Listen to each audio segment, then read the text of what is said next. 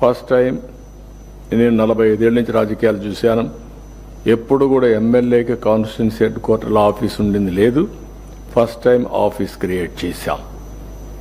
ఎమ్మెల్యేకి office create చేయడమే కాదు, మీకు 9 మెంబర్ టీం ఇచ్చాం.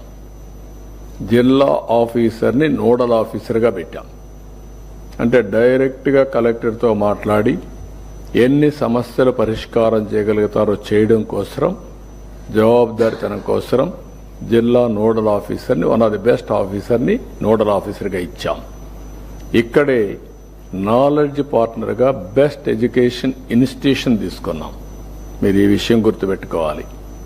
ఒక ఎడ్యుకేషన్ ఇన్స్టిట్యూషన్ అక్కడుండి మీకు గైడ్ చేయడానికి, లేకపోతే ఏదైనా ఐడియాస్ ఉంటే అవన్నీ ఎక్స్పెరిమెంట్ చేయడానికి, ఇవన్నీ కూడా ఏ విధంగా చేయాలో చేయడం కోసం, అవసరమైతే వాళ్ళ మ్యాన్ పవర్ కూడా ఉపయోగించుకొని హెల్ప్ చేయడం కోసం పెట్టాం. మూడోది ఒక ప్రొఫెషనల్ తీసుకొచ్చాం. ఒకవేళ ఇప్పుడుండే ప్రొఫెషనల్స్లో ఒక్కరిద్దరు ఫెయిల్ అయితే అవసరమైతే మార్పులు చేర్పులు చేసుకుంటాం.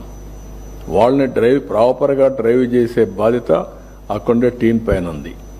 కలెక్టర్ అండ్ ఆల్సో అక్కడుండే ప్రజాప్రతినిధులు అందరం కూడా, మనందరం కూడా ఏదో సొంత పనులు చేయమని కాదు, మనం ఇచ్చినటువంటి విజన్ అచీవ్ చేయడానికి.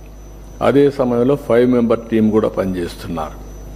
ఇంకా మిగిలిన ఆఫీస్ యంత్రాంగం మొత్తం కాన్స్టిట్యున్సీ లెవెల్లో అందరూ కూడా ఈ విజన్ డాక్యుమెంట్ స్వర్ణ నియోజకవర్గంలో పనిచేసే పరిస్థితికి వస్తారు.